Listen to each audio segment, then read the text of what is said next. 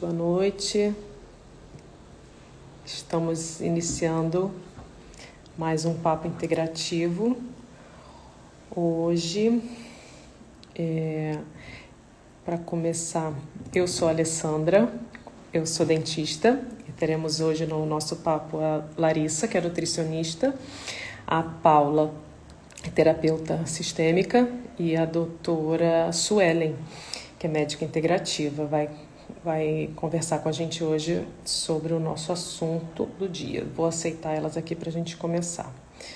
Nós somos a Health 5D, nós somos uma comunidade de saúde integrativa e queremos conectar pessoas com médicos, com terapeutas integrativos. Vamos aceitar aqui as meninas para começar o nosso papo. Essa é mais uma live. Olá, boa noite. Olá, boa noite. Tudo bem? Tudo bem, Sandra? E Tudo bem, você? doutora Suelen. Vamos agora aceitar a Larissa e a Paula para eu poder apresentar a Suelen das devidas apresentações, né? Deixa elas entrarem aqui, só um minutinho. Aceita.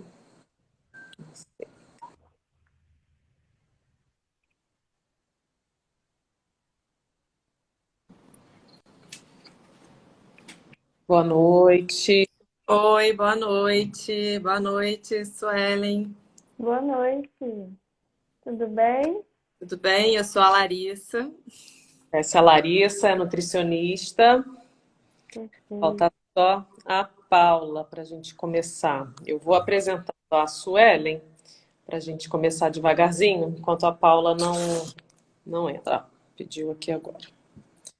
Bom, a doutora Suelen ela é médica integrativa, né, com pós-graduação pelo Hospital Albert Einstein, com atuação em terapia neural, ozonoterapia. Paula chegou. Olá. Boa noite. Olá, boa noite. Boa noite, Suelen, tudo bom? Oi, Boa Larissa, noite, Alessandra. Paula. Boa noite, todo mundo. Tudo bem? Estava aqui apresentando a Suelen, médica integrativa, né, pelo Hospital Albert Einstein, com atuação em terapia neural, ozonoterapia, ortomolecular e nutrologia também, né, um currículo extenso.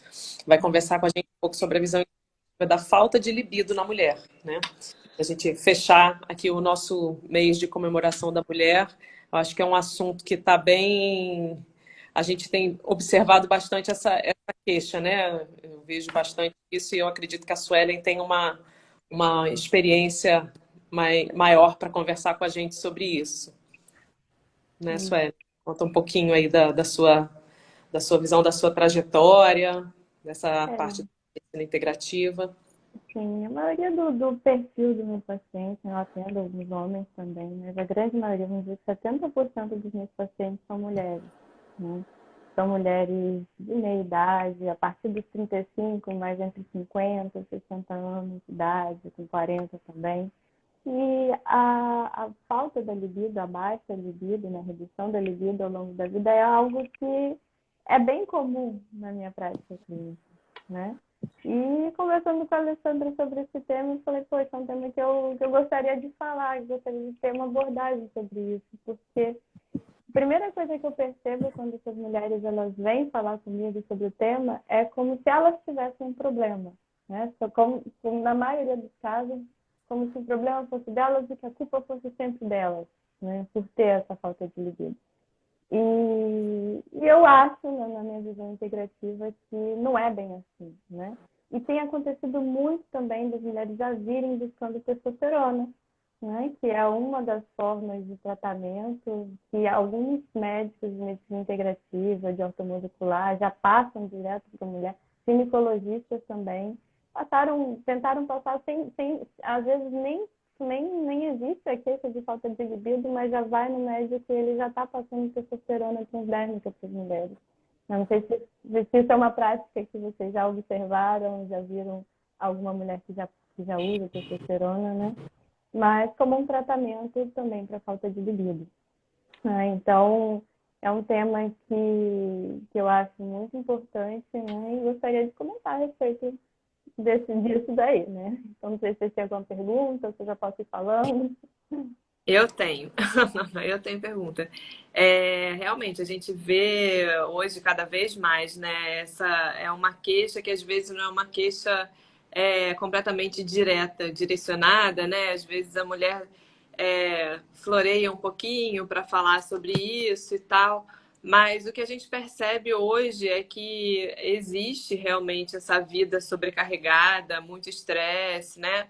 Essa sobrecarga mental, né? De a gente estar ligado o tempo todo em diversas situações, celular, família, trabalho, amigos, séries, televisão, uma série de coisas, né? E que, então, eu queria saber, assim, na sua visão, o que que você vê realmente, assim, como outras causas também que contribuam nessa falta de libido? Das mulheres, né? A Sim, gente está falando no mês das mulheres, né? sim, sim. Bom, realmente o estresse é uma coisa que está todo mundo desse jeito, né? Eu costumo falar para os meus pacientes que a libido, né, o desejo sexual, a vontade né, do desejo sexual, é como se fosse a cereja do bolo, né? Então, o nosso corpo ele está funcionando perfeitamente bem, tá, a saúde está boa, tá tudo perfeito e aí a gente também vai querer o desejo sexual, né? Vai manifestar esse desejo. Se a gente pensa na evolução da espécie, como funcionam os animais, nós somos animais também, né? Então, nos animais, a sexualidade, a reprodução, a vontade sexual seria para a reprodução, né? É claro que para a gente é diferente, nós somos seres humanos, seres criativos, que têm uma habilidade de pensar, de imaginar, de criar novas possibilidades, inclusive a possibilidade de utilizar o sexo como um prazer e não apenas para reprodução. Mas mesmo assim, a gente tem esse instinto de que é uma habilidade que a gente vai ter quando a gente está muito bem de saúde, né? Então, existem situações clínicas que cursam com uma piora da saúde e nessa situação clínica de piora de saúde, a vontade, né, o desejo sexual, ele também vai diminuir, né? Então, existe um diagnóstico médico até, que é o transtorno de desejo sexual hipoativo, né, que é quando a mulher ela realmente não tem um desejo sexual, né, ou perdeu ou diminuiu esse desejo sexual ao longo da vida, por conta de alguma questão, né, mas isso é sem questão nenhuma, na verdade. Então, nesse diagnóstico, né, quando a mulher ela perde o interesse, ela perde o interesse pela atividade sexual, ela perde o desejo, as fantasias em si, isso cause, né? Caso isso cause um sofrimento para ela. Então, esse seria esse transtorno de desejo sexual hipoativo. Quando ela tem uma dificuldade, ela perde esse desejo, ela não tem essa fantasia, e isso causa um sofrimento, né? Então, precisa dela sentir esse sofrimento. Muitas das vezes, a queixa ela vem por causa do esposo. O esposo quer mais, né? O marido quer mais, o namorado quer mais do que ela. E aí ela se sente como na obrigação de fazer aquilo que o marido quer e não sente a mesma vontade que ele sente. Então a gente tem que primeiro perceber isso, né? Se na verdade é ela que quer, se essa falta de libido um desequilíbrio entre o casal ou, de fato, uma questão dela, né? Uma questão inerente dela, né? Então, sempre na minha avaliação integrativa, eu começo por essa questão, né? Saber se é algo do casal, se é o marido que quer mais do que ela, né? E aí ela se sente forçada a fazer mais do que o marido quer, ou se ela realmente sente que ela é que está precisando, que esse desejo está diminuído nela mesma, né? Então, nesse transtorno, né, existe um questionário, e é importante que as mulheres saibam disso, né? Existe um questionário validado que serve para que a gente consiga identificar se essa baixa da libido, ela tem relação com alguma outra doença de base ou alguma outra questão que possa gerar esse transtorno de baixa de libido, ou se de fato é algo isolado, né? Por quê? Porque a testosterona transdérmica, ela existe, embora ainda seja controversa, né? Não há ainda, os estudos eles são poucos, existe ainda uma polêmica a respeito do uso da testosterona, né, no caso da libido, mas ela tem se mostrado eficaz nos casos, né, onde existe um transtorno de desejo sexual evolutivo sem nenhuma outra fator associado, né? Quais, por exemplo, fatores poderiam causar uma baixa libido? Né? Então, por exemplo, questões psiquiátricas, depressão, né? A depressão causa uma baixa de libido e aí o tratamento não seria tratar a baixa de libido, sim tratar a depressão, né? Hipotiroidismo, algumas doenças, cirurgia recente, a própria menopausa, a própria gestação, né? A gravidez, o puerpério, então a amamentação, tudo isso pode gerar, como de uma forma natural, né? A baixa da libido e, na verdade, a gente não precisaria, né, tratar com testosterona, nem sempre, né? Então, eu queria deixar bem, falar, eu tenho insistido com essa questão, porque geralmente os médicos vão e já passam logo a testosterona sem ver todo o histórico, sem entender o que é que está acontecendo naquele caso específico. E aí, às vezes, outras abordagens, né, poderiam ajudar. Uhum. Essas questões que são mais inflamatórias, né, que você foi abordando várias. Então, sempre que essa seria não sei se seria uma sugestão sua, né? Sempre que a gente já suspeita de uma questão, uma condição mais inflamatória, então a gente olharia primeiro para essa condição, né, para ajustar essa condição e depois aí sim pensar numa questão mais direta, mais pontual em relação à libido. Seria isso? Exatamente. Sim, assim, eu sempre vou olhar o corpo como um todo, né? Então, eu vou ver biomarcadores, vou ver se a pessoa está mais inflamada realmente, né? Ver a glicose, ver colesterol, ver os exames de sangue todos. Se tem alterações sanguíneas, né? Alterações que mostram uma síndrome metabólica, que mostram uma inflamação, a gente vai tratar isso. Então, lembrando, é a cereja do bolo. Então, a saúde está zerada, está 100%, saúde excelente, aí vem a vontade. Aí vem, isso é a tendência natural, né? Enquanto animais, se você está doente, você não vai reproduzir. Então, instintivamente falando, esse desejo ele não viria se a gente não tá saudável. Então, a gente vai buscar sempre a saúde. Eu vou sempre buscar a saúde. Vou procurar marcadores inflamatórios, vou fazer tratamento disso, cuidar da base e, naturalmente, a vontade também pode melhorar. É claro que a gente tem que olhar a questão de estresse, né? De fadiga, de problemas sexuais com parceiro, né? Então, comum chegar o paciente no consultório relatando que a libido não está boa, que antes era bom, agora não é mais. Ok, a mulher ela estava entrando na menopausa, então isso já é uma questão que pode interferir, né? Então, uma mulher de 50 anos entrando na menopausa, já é uma questão. Mas conversando com ela, né, eu percebi, depois de 20 minutos, 30 minutos de consulta, fazendo a história de vida da terapia neural, a terapia neural é uma terapia que ajuda muito a gente a encontrar essas questões emocionais, sociais, né, de relacionamento, que podem interferir. E ela me contou de um caso extraconjugal que o marido dela teve. E que a partir desse momento é que ela, quando ela aceitou ele de volta, eles terminaram, mas ela aceitou ele de volta depois. E aí, a partir desse momento, ela já não tinha mais a mesma libido que ela tinha antes. Então, existia, né, apesar das questões bioquímicas, da menopausa em si, existia uma questão emocional, né, uma questão com o parceiro que fazia ela relatar uma baixa da libido, né? Até que ponto a gente consegue tratar isso? Tratar essa mágoa que ela sentia do parceiro. Essa é uma possibilidade de tratamento também, né? Quando eu dou apenas a testosterona, eu esqueço de tudo isso.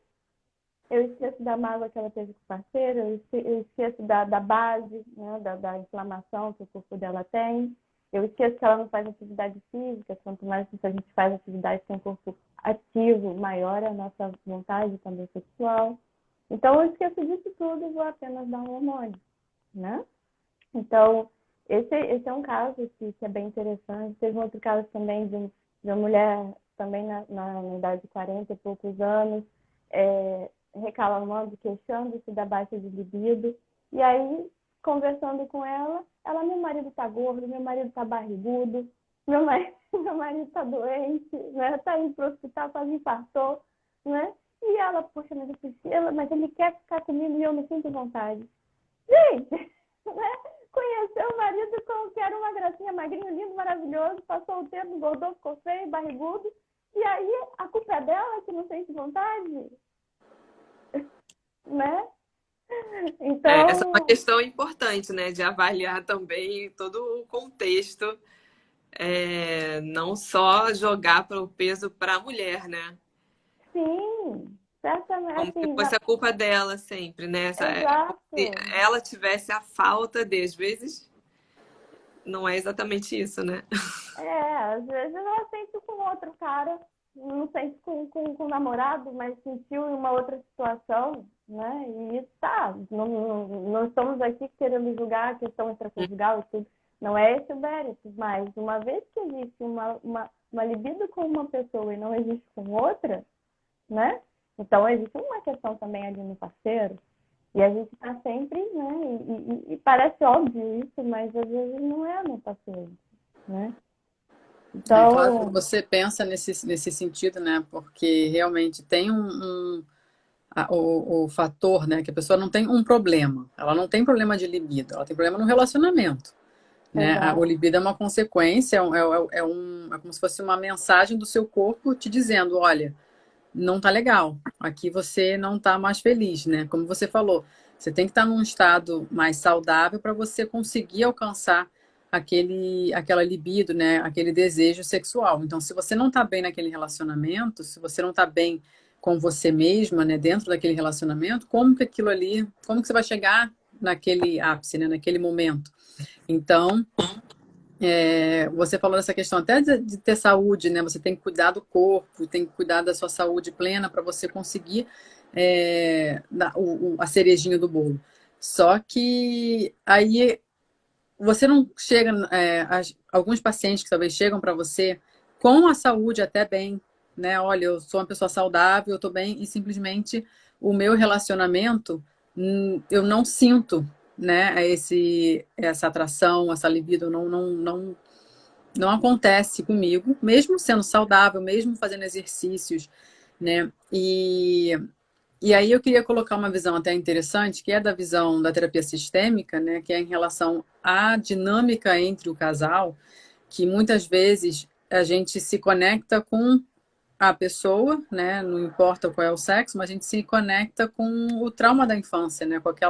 Com a criança ferida, né? Então, às vezes tem um relacionamento da mulher ou do homem com a criança interior, né? Ferida, e ali encontra um adulto, ou a gente coloca o homem ou a mulher numa posição acima dela, né? Onde a mulher ali fica um pouco mais submissa, onde ela se sente mais desrespeitada. Ou ao contrário, né? O homem que está ali diminuído na frente de uma mulher ou de um outro homem que seja maior, né? Que tenha uma percepção como se fosse uma visão paterna, né? Uma visão materna. Então, o homem ele vai ser cuidado. Então, essa disfunção onde não tem ali um equilíbrio naquele relacionamento de adulto para adulto, né, de adultos equilibrados, isso traz uma disfunção e isso vai resultar também na disfunção da libido. Não tem jeito, né? Porque a gente sabe que não existe, a não ser, claro, a gente sabe que existe, porque tem pessoas que têm essas disfunções até mentais, mas não existe o relacionamento sexual entre adulto e uma criança. Então, se eu estou me relacionando com alguém onde eu tenho que ser mãe, onde eu tenho que ser pai, aquela libido ela não vai acontecer. Você não vai conseguir, por mais que às vezes você tenha, no início, foi um relacionamento que teve, mas ao longo do relacionamento, essas questões emocionais elas vão aparecendo mais fortes, as dinâmicas vão se fortalecendo pelo convívio, mostrando mais as fragilidades, as vulnerabilidades. A gente vai começando a mostrar a nossa verdadeira necessidade, que é a necessidade de ter uma mãe, ou a necessidade de ter um pai, ou a necessidade de ter ali alguém que tome conta de nossas feridas, né, de nossas dores. Então, é uma posição de uma criança. Seria a heteronomia, né, que normalmente na infância ou na adolescência, que tem alguém para cuidar dos problemas dela. Né? E quando a gente está na fase adulta, quem tem que tomar conta dessa criança interna é o próprio adulto, daquela criança. Então, se o adulto está ali consciente das dores da própria criança e fala, não, eu vou tomar conta de você, né? E aí a outra pessoa do relacionamento também estiver ali com a criança interna dele falando, olha, eu vou tomar conta de você, não precisamos daquela pessoa para tomar conta, isso fica um relacionamento mais saudável e equilibrado, né? Porque tem ali cada adulto cuidando da sua criança, onde agora eu posso me relacionar como adulta com o outro adulto, né? E nós dois ali como os cuidadores das nossas próprias crianças. O outro não precisa cuidar, né, das minhas feridas. Eu cuido das minhas feridas. Então, eu sei que isso no mundo hoje é quase que impossível a gente ver essa dinâmica, né? A gente tem muito essa questão de transferência de cuidado, a gente quer ser cuidado pelo outro, quer que o outro faça pela gente, né? Mas é importante a gente colocar isso, né? E eu não sei até que ponto você tem isso dentro da sua clínica, onde as pessoas estão saudáveis, elas estão ok, né, dentro do possível com a saúde delas, e tem um problema até conjugal nesse sentido, de o meu marido é autoritário, ou eu me sinto submissa, ou parece que ele é uma criança, né? E aí, quando você tem essas falas, que são falas até que a gente ouve bastante, né? Elas são bem atuais, é interessante a gente poder identificar. Opa, tem uma questão sistêmica, tem uma questão de posicionamento. Alguém não está se colocando no seu lugar. Alguém está querendo colocar, em vez de esposo ou mulher, esposa, está querendo se colocar no lugar de uma mãe, se colocar no lugar de um pai, de um filho, de uma filha. Né? E aí, quando você enxerga essa dinâmica, você vê aí realmente não vai ter libido. Não tem como, porque você está agora se relacionando, você está identificando que você tem um relacionamento com uma criança, ou que você tem um relacionamento com uma figura paterna. Então, ali, a libido é destruída. Né? Então, é importante ter essa visão, né, dessa questão conjugal, não só tem engordado, não tem engordado, porque às vezes a gente vê casais que um teve essa alteração, né, de fisionomia muito forte, mas às vezes não altera a libido da pessoa, porque a pessoa tem uma outra conexão, uma conexão além do físico. Né? Então, às vezes até a pessoa dá essa desculpa de ele engordou, ele isso, ele aquilo. Tem outras questões por trás ali que precisam ser abordadas, né, e até exploradas para entender o que realmente está acontecendo para ele. É realmente essa questão dele ter engordado?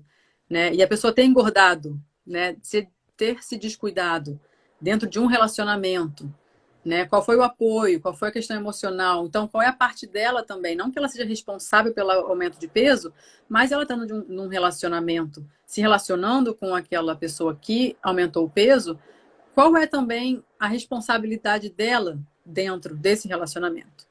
Né? Qual foi a parte dela também, né? Que influenciou ou que ajudou esse aumento de peso ou essa disfunção, né? Porque não foi do nada que, pum, ele engordou, tá gordo, tá ali sentado no sofá, né? Teve um processo. Então, assim, não sei se você... Como que você trabalha com pessoas que chegam assim na sua clínica? Como que se você passa... se você auxilia eles a procurar esse tipo de ajuda, né? O que você pensa disso? Como que você... direciona isso, essa palavra certa, direciona, né, as pessoas nesse sentido. Tudo depende assim, da queixa principal que o paciente tem. Né? Dentro do início de um acompanhamento, o meu objetivo principal é avaliar a saúde física. Né? Eu começo sempre com a saúde física do paciente, individual dele. Né? Então, isso é uma prática, na verdade, porque a gente percebe assim, se a gente olhar todas as terapias que existem, todas as possibilidades e visões que a gente tem para poder resolver um problema, e eu direcionar todos eles num primeiro momento para tudo, Impossível. Impossível. Impossível. Então, cada visão, cada problema pode ser visto, avaliado e tratado de várias óticas, né? Com certeza. Então, a primeira ótica que eu vou avaliar enquanto médica clínica geral é a avaliação de saúde física inicial, né? Então, na minha prática, independente do problema que vier, eu vou fazer uma avaliação de clínica geral para avaliar, para identificar problemas de saúde, né? Do ponto de vista bioquímico, né? Então, alterações bioquímicas eu vou avaliar, vou ver as doenças que a pessoa tem e vou buscar as doenças que estão relacionadas com a questão específica, nesse caso, falta de libido, né? No segundo momento, que ainda vai pelo que eu faço, eu vou avaliar a parte que eu utilizo, que é a terapia neural, né? Então, a terapia neural, ela busca, dentro daquilo dos traumas e das situações de vida dela, né? Não, e como ela se relaciona com as pessoas, né? Pai, mãe, marido, esposa. Então, como que esses relacionamentos interferem na saúde dela, especificamente dela. E posso tratar nesse nível, então a gente já vai para um nível emocional também, além de questões da saúde física, eu posso fazer esse tratamento nesse nível também. A terapia sistêmica eu já estudei. Desculpa, você podia só explicar um pouquinho a terapia neural, como que ela funciona, né? Como que é a técnica? Porque tem algumas pessoas que não estão habituadas a ouvir, né, sobre essa técnica, então seria interessante. A terapia, ela é uma terapia que ela tem esse nome desde 1925, então é uma terapia antiga.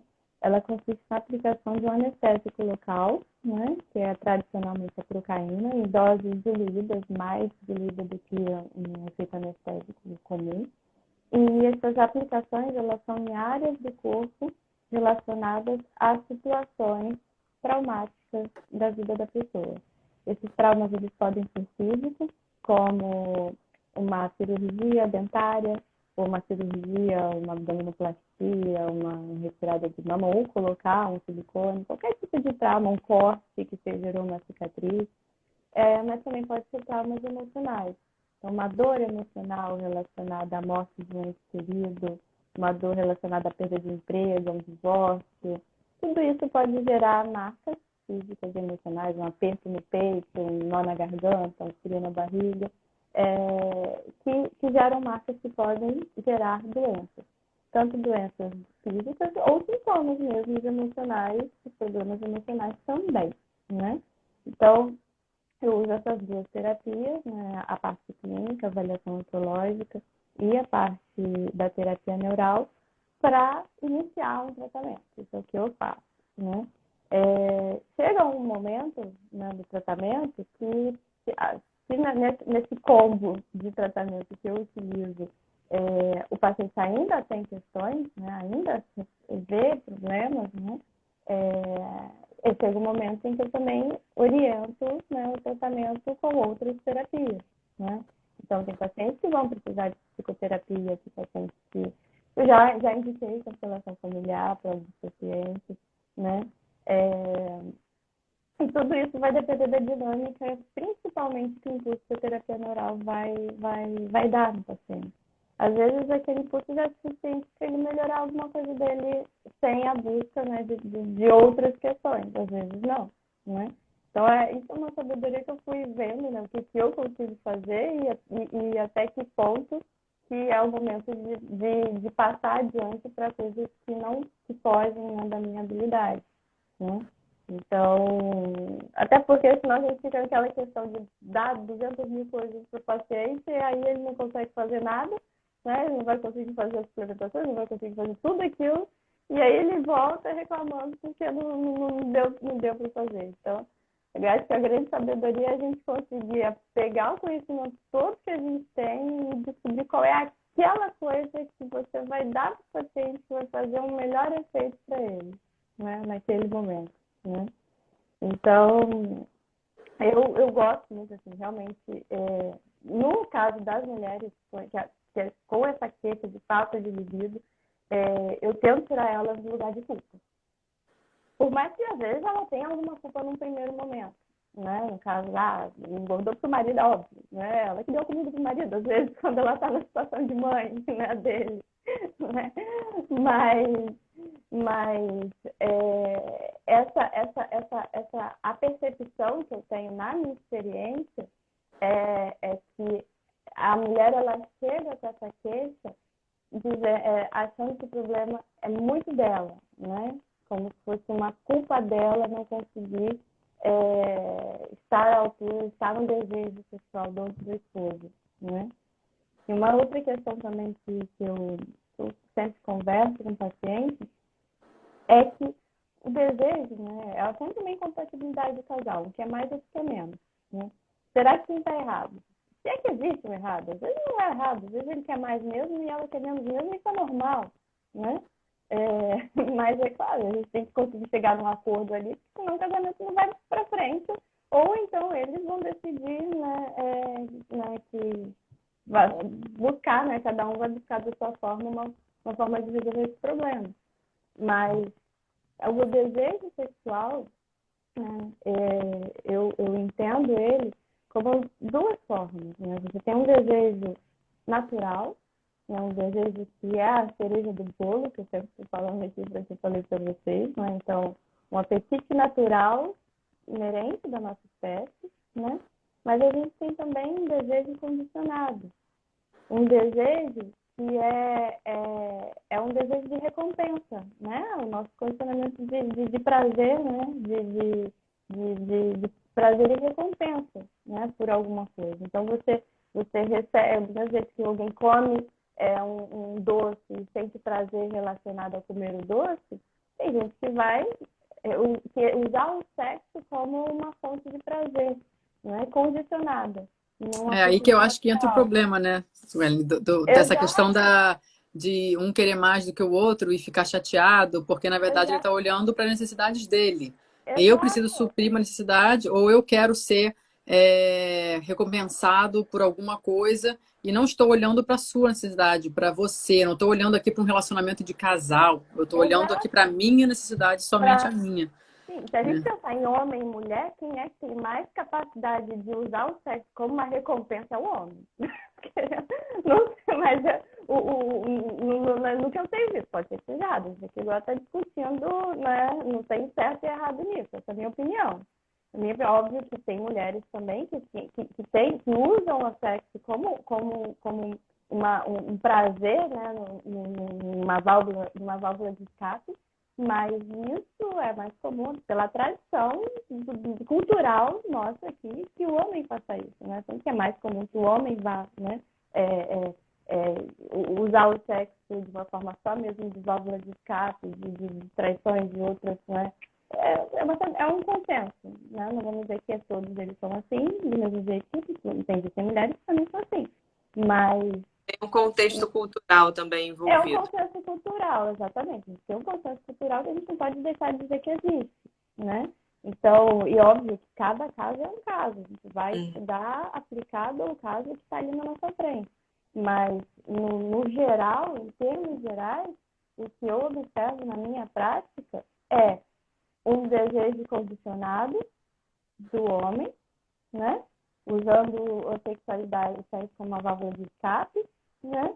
E a mulher se sentindo chateada e culpada por não conseguir responder aquilo à altura daquilo que ele quer. Esse é um padrão que eu vejo, né? Não sei, vocês na prática de vocês, conversa com amigos, como é que vocês observam isso, se vocês concordam com o que eu estou falando. E óbvio, nem sempre vai ser assim, mas isso é um padrão que eu consigo observar na minha prática. Ainda mais existe, né? Mas na área que você recebe essas mulheres, né? Que você falou, né? Uma faixa etária de 40, 50, né? Até Henrique Perry está falando aqui que esse contexto patriarcal existe, sim, mas está mudando. Mas eu acho que é isso. De acordo com a faixa etária também, né? Ainda tem alguns... quem está numa faixa etária mais avançada, isso ainda tem uma raiz mais forte, né? Ainda é mais forte, ainda é mais forte. Pessoal de 50, 60, a mulher que está entrando na menopausa é um grande desafio para ela também, porque pela própria menopausa, né, a redução dos hormônios, o desejo, a libido, ela diminui, e o homem assim, nesse contexto, né, aquele que bebe, que já está com a pressão alta, que já está, né, já tem algumas doenças, diabetes, ele tem todas essas questões, mas ele está querendo Viagra. Né? Então, isso é um exemplo clássico de como esse desejo sexual ele está perturbado. E não é um apetite natural, não é um instinto. Não é algo que vem como uma cereja do bolo.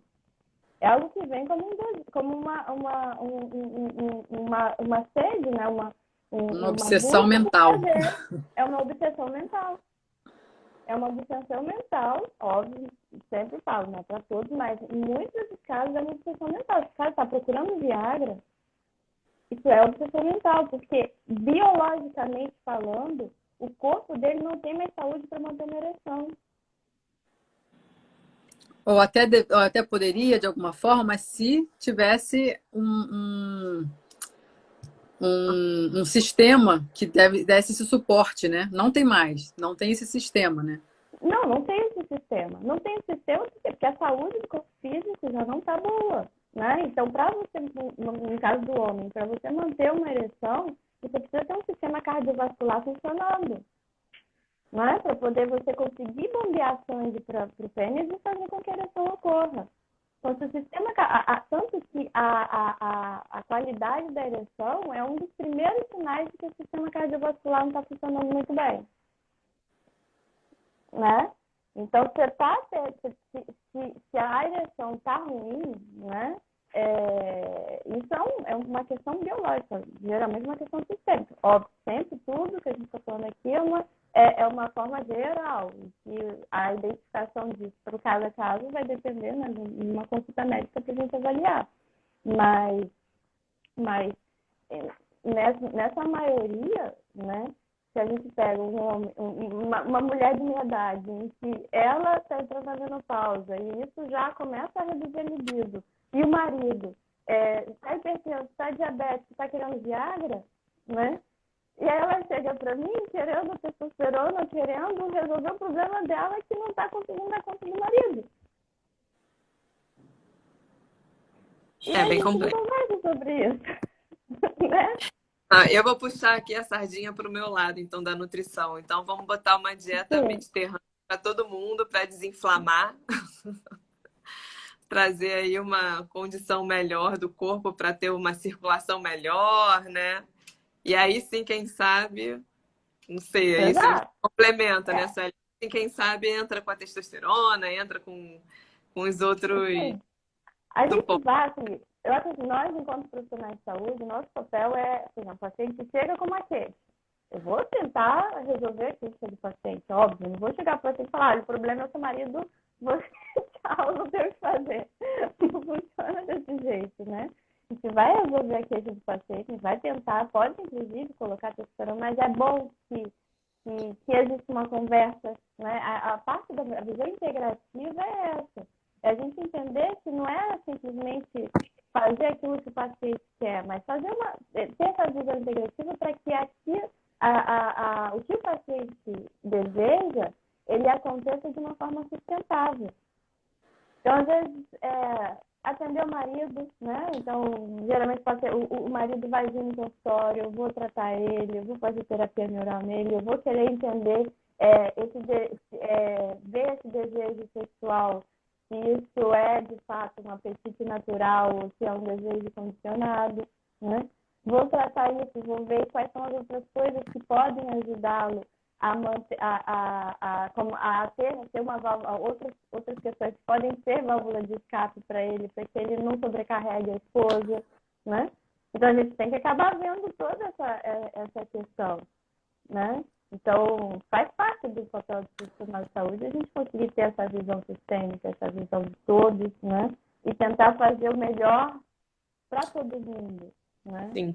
O Suelen, assim, eu entendo que a abordagem, ela é, vamos dizer assim, 75, 85% emocional, né? Da gente fazer um manejo emocional. Mas existem situações físicas também, né? Como você colocou ali. Sim, E aí, dentro do físico, antes da gente chegar numa reposição hormonal, existem suplementos, ortomolecular, injetáveis, alguma coisa dentro da sua prática clínica, se você acha que pode otimizar isso antes da gente chegar no hormônio? pode.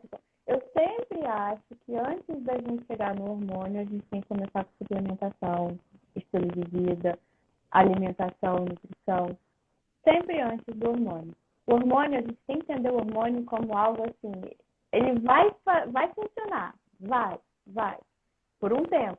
Então, você imagina o corpo, um cavalo que está lá correndo, vai estar cansado já, aí você dá aquela chicoteada nele, ele vai andar mais rápido por um tempo. O hormônio é aquela chicoteada que a gente vai dar no cavalo, mesmo ele cansado, você dá uma, duas vezes, ele vai correr um pouco mais, né? O hormônio, ele está fazendo isso, quando você dá um hormônio num corpo que não está saudável, que não tá bem. Então, até para a gente fazer uma terapia hormonal, eu preciso garantir que está tendo nutrientes adequados, que está se alimentando direito, para que a gente faça com que o cavalo realmente tenha mais desempenho, né? E não use um pouco de energia que lhe resta para poder fazer aquilo que a gente quer, né? Então, eu faço isso com a parte da alimentação, eu deixo para os nutricionistas, né? Eu gosto também, eu dou um pitaco, eu converso com nutricionistas assim, no nível mais técnico, mas eu não prescrevo dietas, não é esse o meu objetivo, né? Então, eu deixo parte da dieta com o nutricionista e o que eu faço suplementação suplementação de vitaminas e minerais, inclusive por via parenteral, que eu tenho resultados muito interessantes. Então, tem alguns casos de pacientes a queixa nem era essa, né? A queixa era a falta de disposição, né? E como eu estava, era hipertenso. E aí eu comecei a fazer os suplementos, eu fiz vitaminas endovenosas nos pacientes, 2 meses de tratamento. E depois, quando ele voltou, ele disse que ele estava melhor com a esposa. A esposa dele estava feliz com o resultado, né? Então, a gente nem era essa queixa principal, mas é claro, estou dando aquilo que o corpo precisa para ele funcionar direito, ele vai naturalmente também, se está todo o resto funcionando bem, né? Se E, a e cabeça quais está boa, a emoção está boa. você costuma usar, além das Oi? vitaminas? Quais suplementos, além das vitaminas, que você costuma também indicar? Os suplementos que eu uso, por via, assim, não tem um exatamente que eu faço, assim, todo mundo, mas eu gosto muito do NAD, do PQQ, cetocarnitina, gosto muito do magnésio, né? Então, esses, assim, magnésio, para mim, é o primeiro que eu utilizo por via endovenose. Então, o magnésio, ele é responsável por mais de 300 reações químicas do nosso corpo. E aí eu tenho, né, já uso magnésio já a longa data, então a gente tem magnésio por via oral, tem magnésio no sorinho, em drip, né, quando você coloca numa bolsa de soro, ele vai, né, vai por via endovenosa. E eu faço um magnésio que eu sou a única médica que eu conheço que faço isso, que faz isso. Eu fiz isso lá em 2014, eu já faço terapias injetáveis já há muito tempo, né, então desde 2014 eu faço isso antes disso ser uma coisa mais comum. E naquela época eu comecei a fazer dessa forma. E o resultado que eu obtenho, né, que é uma forma direta na veia, só que eu então, algo assim, que eu faço e só eu faço, né? Já tenho experiência, sei lá, mais de 500 pacientes que eu já fiz dessa forma. E o resultado, comparado com o drip, né, com o magnésio no soro, é um resultado bem melhor, né? De um dia para o outro, o paciente que está com deficiência vê diferença, né? Então, tem um depoimento no meu site de um senhorzinho assim, dizendo que depois do magnésio, ele no dia seguinte, ele não estava cansado, estava indisposto para fazer a caminhada dele e começou a fazer a caminhada, né? Ele acordou mais disposto para isso, né? melhora de sono, de dor de cabeça, atletas que fazem lutadores de MMA, que eu já fiz também, perceber melhora do desempenho, né, na atividade. Então, eu gosto muito do magnésio dessa forma que eu faço, em bolo. E depois do magnésio em si, que ele já começa a nutrir, né? Eu vou utilizando outros suplementos de acordo sempre com o exame de sangue. Né? Então, eu vou olhar o exame de sangue, vou ver o que precisa, que está em deficiência, né? Ou algum padrão inflamatório que me sugere uma deficiência específica, e vou tratar de acordo com o exame de sangue e com a clínica do paciente. Então, não tem assim, um que eu sempre coloco. Mas um que eu gosto muito do NAD. NAD, não sei se vocês lembram da época da escola, a gente aprendia sobre a mitocôndria. E aí a mitocôndria, ela produz ATP. O ATP é a nossa moedinha de energia. E o NAD, ela é uma biomolécula que está diretamente envolvida com a síntese de ATP. Então, assim, ela tem resultados bem interessantes também, né? Então, eu gosto muito dela. Porque ele dá um calor no corpo, dá uma animada também. São moléculas que ajudam bastante aí nessa melhora de energia, nesse energy boost que eu faço nos pacientes. Eu acho importante a sua abordagem, né? Porque às vezes as pessoas acham que tem um suplemento milagroso, né? Ah, não, aí vou usar a marca peruana e ficar lá usando um ano a marca peruana. Ou então vou usar, não sei, tribos, né? E vai. Você está falando de fitoterápicos para aumentar a testosterona. Fitoterápicos, né? Ou então, porque realmente aí as pessoas não têm o conhecimento, né, do NAD, do PQQ e tal. Mas então o que é o mais popular, né? Só que foge desse contexto que você está falando, né? De uma avaliação mais completa, de ver exatamente aquilo que está faltando na célula, né? No organismo, bioquimicamente falando, né? Entrando mais nessa área, sem todo esse outro contexto. E às vezes, depois a pessoa, né, se queixa, poxa, eu não estou mais conseguindo do jeito que era antes, não estou sentindo tão bem do jeito que eu me sentia antes, mas porque exatamente isso, deixou passar, né? Mascarou. É como se tivesse mascarado a situação, né? Em clínica de longevidade, nesse modelo que eu me proponho a tratar o paciente, né, que é a clínica de longevidade, eu falo que existem duas tendências de um tratamento, seja ele qual for, né? Uma tendência de autorregulação e uma tendência de supressão. E essa tendência de tratamento, né, ou seja, eu autorregulo quando eu faço um estímulo e depois que eu trato com esse estímulo, eu tiro o estímulo que eu fiz, seja ela a maca peruana, a tribo, seja o que for, seja o soro, o paciente vai conseguir seguir sozinho. E bem, o sintoma não volta quando eu tiro. Já um tratamento que assume uma tendência de supressão é um tratamento que eu só vou manter o paciente bem se eu continuar o tratamento. Se eu paro a maca peruana, se eu paro o tribo, o sintoma volta. E no tratamento que assume essa tendência supressora, com o tempo, eu ainda posso voltar a ter um problema, mesmo com o tratamento. Né? Então, assim, sempre que eu assumir uma tendência de supressão num tratamento, eu não estou tratando de fato. Né? Eu tiro a questão da autonomia do paciente e resolver o próprio problema. Gera uma dependência, né? Gera uma dependência. E é isso que eu não quero em clínica de longevidade, né? Na forma, na abordagem de medicina integrativa que eu utilizo. Né? Então, eu falo para o paciente, tá com falta de energia, tá com esse problema, vamos começar a fazer um soro? Vamos. Começou o soro, sentiu maravilhosamente bem, depois, eu quero ficar tomando esse negócio todo dia, todo mês, toda semana, todo mês. Eu falei, não, assim não. A gente faz isso para te dar um estímulo, igual o senhorzinho que eu falei. Eu dei o magnésio para ele começar a caminhar. Depois ele tem que caminhar. Se ele parar de caminhar, o soro vai ficar ruim e aí daqui a pouco nem o magnésio que eu estou fazendo vai fazer efeito. Porque existem outras coisas a mais que precisam ser tratadas para que o tratamento que eu estou fazendo não assuma uma tendência supressora. Sim. Então, suprimir ou autorregular não é uma questão da terapia em si. Eu posso suprimir com acupuntura, com até terapia sistêmica, a gente vai conseguir suprimir com qualquer coisa. Com os meus soros, com terapia neural, com tudo a gente pode suprimir e a gente não estiver comprometido com a evolução do paciente, sabe? E dar autonomia para ele entenda os problemas mais profundos que fizeram com que aqueles sintomas surgissem. Atuar na causa. Atuar na causa.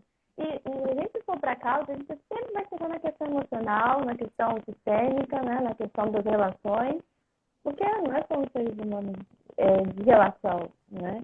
Então, E a ideia é a gente conseguir abordar de pontos diferentes também, né? Você poder trazer essa abordagem múltipla, né? Faz o soro, dá o estímulo, mas também faz a neural para você resolver a questão emocional, encaminha para uma constelação para você outros pontos. Aí dessa forma você vai conseguir não precisar do soro, né? Exatamente. Dependência, né? Exatamente. Eu entendo o soro como uma porta de entrada, sabe? Porque o paciente quer resultado, né? Ele chega no consultório e ele quer resultado. Ele quer resolver o problema dele rápido. Sim. Né? Senão, na verdade, começa a girar a engrenagem, né? Você dá aquele start na engrenagem e fala assim, agora para você continuar, a gente precisa olhar para outros pontos. Exatamente. Aí vai para a constelação, vai evoluir essa alimentação. A questão da nutricionista, eu falo com a nutricionista, alunos que trabalham comigo, olha só, a gente tem que ensinar o paciente a comer direito. O meu papel enquanto médica é fazer com que ele não precise de mim. E a mesma coisa, a educação, sabe? Quanto mais paciente ele consegue se autorregular sem mim, é melhor.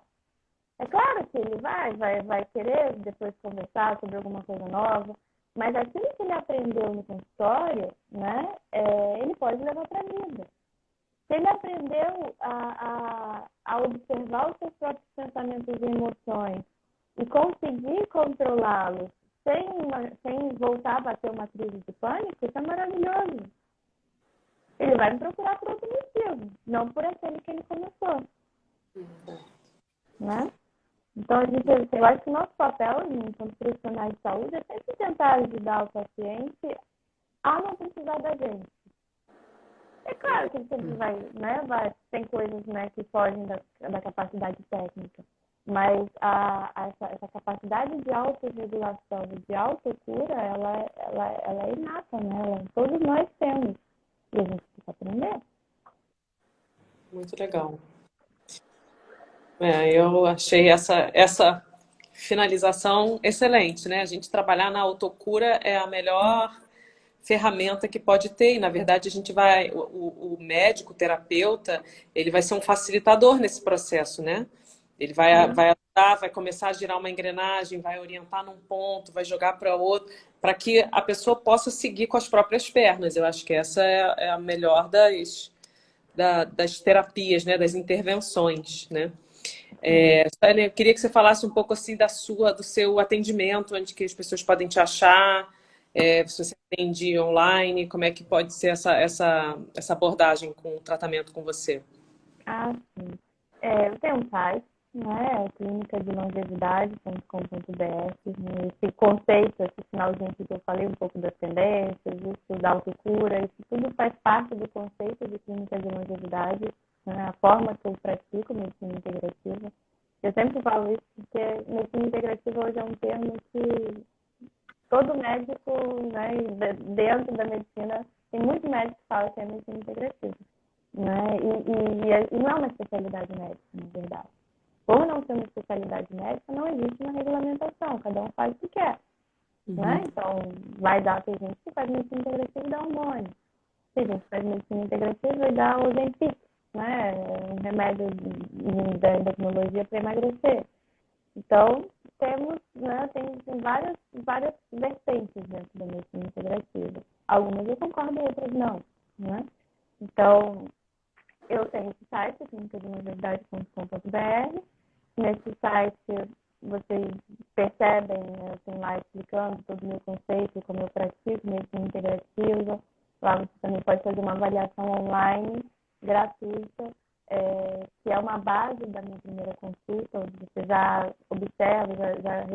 alguns sinais e sintomas que precisam melhorar na sua saúde. Você recebe um relatório a respeito disso por e-mail. E a partir disso, depois você pode também agendar uma consulta, né? Essa consulta ela pode ser feita por via online ou presencial. Meu consultório fica em Ipanema e na Barra, né? Às vezes eu atendo também em Vitória, que é minha cidade natal, mas estou aqui de segunda a sexta em Ipanema e Barra, onde eu faço meu consultório presencial, onde eu faço terapias, né? Terapias injetáveis, tanto a terapia neural quanto a terapia de suplementação, né? de nutricional injetável, e também terapia de relação, né? Metais pesados é uma outra história aí também, que temos muitas coisas, né, Alessandra? A gente já começou a falar de metal pesado. Falar bastante. Dá para a gente combinar a próxima live para falar de outros assuntos, porque, né, essa visão integrativa da saúde, a gente tem muitas abordagens, né? A gente consegue olhar para muitos pontos. Bom, foi muito bom. Muito obrigada, Suelen, pela participação. Não sei se mais alguém tem alguma pergunta. Larissa, Paula. Não, foi ótimo. Não, acho que foi ótimo. 20. Também lembrando que a próxima live da quarta que vem já está marcada, aguardem a chamada, né? Aguardem Então, essa foi mais uma live dentro do mês da mulher, né? Que a gente trouxe pontos da mulher. Tem outras 2 lives salvas já, tanto no Instagram quanto no YouTube. Essa também vai para o YouTube, para quem quiser assistir novamente ou indicar para alguém. Depois eu vou deixar disponível também para a Suelen, se ela quiser compartilhar. E agradecer a Suelen pela participação hoje, de trazer esse assunto, né? Eu acho que para o mês da mulher a gente fechou assim com uma chave de ouro, trazendo um assunto que ele tá bem em voga, né? A gente consegue ver isso em muitos momentos, especialmente nessa questão do hormônio, né? Da gente ir direto numa reposição hormonal. Então, tem muita coisa que pode ser feito antes de chegar nessa parte da reposição. E aí foi sobre isso que a gente conversou. Se você está entrando agora, depois você vê de novo, porque foi muito legal a abordagem da Sueli com relação a essa falta de libido nas mulheres. Né? Meu agradecimento a Suelen, Paula, Larissa e a todos que estiveram com a gente aqui. Foi muito bom a participação de todos. E nos vemos numa próxima. Até semana que vem. Obrigada. Obrigada, Suelen. Obrigada a todo mundo. Obrigada. Gratidão. Obrigada.